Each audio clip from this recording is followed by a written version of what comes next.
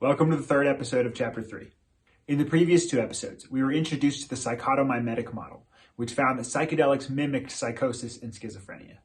It was abandoned, however, when it was found that taken under the right circumstances, psychedelics could also have incredibly beneficial effects. These beneficial effects are what are now being looked at in this current wave of psychedelic research, though from two angles, the objective and the subjective. In this episode, we're going to take a look at these two main avenues of inquiry, and I'll explain why I think one is a lot more promising than the other.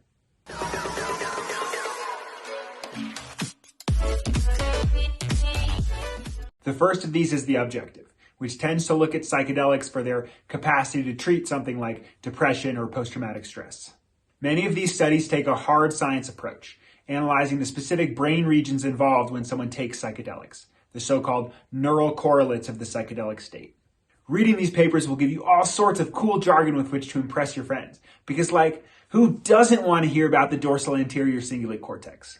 Maybe you don't, but a guy like Carhart-Harris sure does. As a neuroscientist and former head of the Center for Psychedelic Research at Imperial College London, Carhart-Harris is one of the most prominent scientists taking this approach.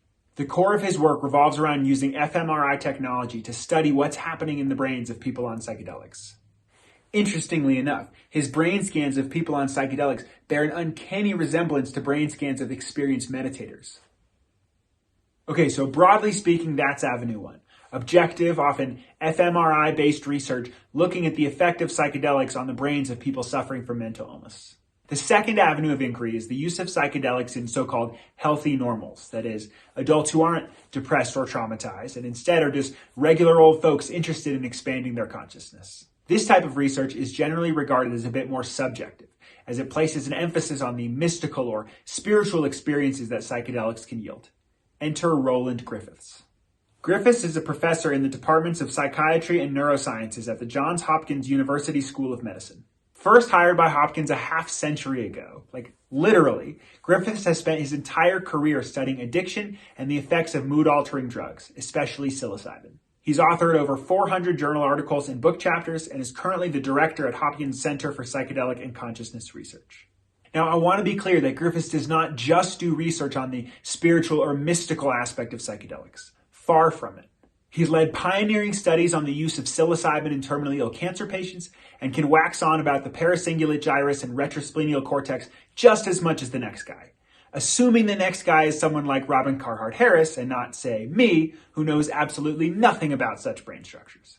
Basically what I'm saying is that when it comes to the objective, hard sciencey approach, Griffiths knows just as much as anybody. Which is what makes what I'm about to tell you all the more interesting, because Griffiths has first-hand experience of the psychic realm. But it wasn't through taking psychedelics, rather it was the result of a meditation practice that he began in 1994. When Michael Pollan asked him about it, Griffiths described it as a funny kind of awakening, and when pressed for more details was a bit cagey. Pollan writes, "All he would tell me is that the experience, which took place in his meditation practice, acquainted him with, quote, something way, way beyond a material worldview that I can't really talk to my colleagues about, because it involves metaphors or assumptions that I'm really uncomfortable with as a scientist." This experience led Griffiths to a view that contrasts with that of Carhart-Harris and that of materialist scientists in general, who consider consciousness to be an accidental byproduct of the brain and not, say, a fundamental property of the universe. Pollan writes, "While Carhart-Harris holds with Aldous Huxley that psychedelics throw open the doors of perception, he does not agree that everything that comes through that opening, including the mind at large that Huxley glimpsed, is necessarily real. The psychedelic experience can yield a lot of fool's gold," he said. Undoubtedly so. But Griffiths and others who access the psychic realm, which is just what I call Huxley's mind at large, invariably come away from the experience convinced that it's real. In fact, many describe it as more real than real, which I find interesting because that's also how many folks who have had near-death experiences describe their encounters, though it'll be a couple chapters before we tackle near-death and out-of-body experiences. Knowing that the only way for people to really understand the psychic realm is to experience it, Griffiths set about to make that happen. In a 2006 study, Griffiths administered psilocybin to a group of adults who had never before taken hallucinogens. 70% of the participants rated it as among the top 5, if not the most, meaningful experience in their life, right up there with the birth of their children. Additionally, many of the volunteers described being given access to an alternative reality, a beyond, where the usual physical laws don't apply and various manifestations of cosmic consciousness or divinity present themselves as unmistakably real. Based on this, it seems that Griffiths found a way to guide others toward this type of mystical experience, toward an encounter with the psychic realm.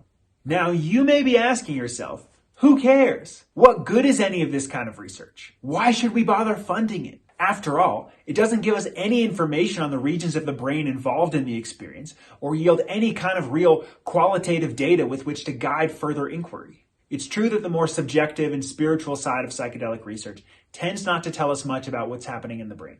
But the whole idea of a post-materialist approach is that where things are happening in the brain is kind of beside the point. Sure, it's interesting to see which parts of the brain light up in the psychedelic state, but I'm not sure that it's all that helpful when it comes to actually improving people's lives. And I'm not the only one to feel this way. A few years ago, Thomas Insel, the former head of the National Institutes of Mental Health, reflected on his experience there, saying, "I spent 13 years at NIMH really pushing on the neuroscience and genetics of mental disorders. And when I look back on that, I realized that while I think I succeeded at getting lots of really cool papers published by cool scientists at fairly large costs, I think 20 billion, I don't think we moved the needle in reducing suicide, reducing hospitalizations, improving recovery for the tens of millions of people who have mental illness." That's my worry when it comes to putting all the focus on the strictly hard science research advocated by folks like Robin Carhart-Harris, which I'm sure is excellent research. But it's my view that as long as such work is firmly steeped in a materialist worldview in which matter is everything and the mind is seen as a mere byproduct of the brain, we're not going to make much progress when it comes to actually helping people. Like truly helping them on a deep and spiritual level. And I know that probably sounds really silly to a lot of folks, but I'm serious. And there are plenty of other people, serious people, who also see the value in researching spiritual experiences. In an editorial accompanying Griffiths' 2006 psilocybin paper, Harriet DeWitt, a renowned psychiatrist and drug abuse expert at the University of Chicago, wrote that this type of subjective and uniquely human experience has enjoyed little credibility in the mainstream scientific world, and, thus, has been given little scientific attention. However, it may be time now to recognize these extraordinary subjective experiences, even if they are, at present, not directly verifiable by objective measures, and even if they sometimes involve claims about ultimate realities that lie outside the purview of science. She wrote that back in 2006, and now, in 2023, it seems the tide might be starting to turn, albeit slowly. Just a few months ago, at Neuroscience 2022, the annual conference put on by the Society for Neuroscience, there was an informal gathering for anyone who has ever had an experience, whether they classify it as spiritual or not, that they cannot explain with our current understanding of science. It went on to say that our scientific community tends to dismiss these events as anomalies, declare them as not real, or ignore them altogether, in spite of the fact that many scientists have experienced these phenomena.